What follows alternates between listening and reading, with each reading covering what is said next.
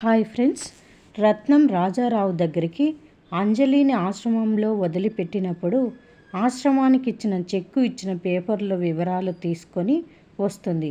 ఏంటండి ఇది? గీతాంజలికి మొదటి బిడ్డ పుట్టినప్పుడే శబరి ఆశ్రమానికి చెక్కు ఇచ్చినట్టుగా ఉంది. ఆ శబరి ఆశ్రమం నుంచి మీరు అంజలిని తీసుకొచ్చారు. ఇప్పుడు చెప్పండి, అంజలి ఎవరని అడుగుతూ ఉంటుంది రత్నం. అప్పుడే రాజారావుకి మందులు తీసుకొని డోర్ దగ్గర వచ్చి ఉంటుంది అంజలి. వీరి మాటలు విని అక్కడే నిలబడుతుంది.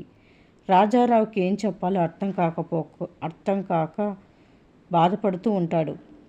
అంజలే గీతాంజలి కూతురు కదా అనే రత్నం అనగానే అంజలి అది విని ఒక్కసారిగా షాక్ అవుతుంది.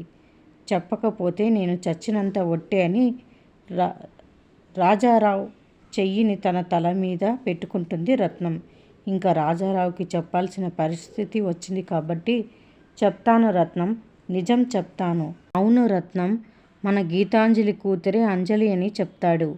అది విని షాక్ అయి చేతుల్లోని మందులు కింద పడేస్తుంది అంజలి. అంజలికి తన తల్లి గీతాంజలి అని తెలిసిపోతుంది. మరిన్ని అప్డేట్స్ కోసం ప్లీజ్ సబ్స్క్రైబ్ చేయండి. Thanks for watching.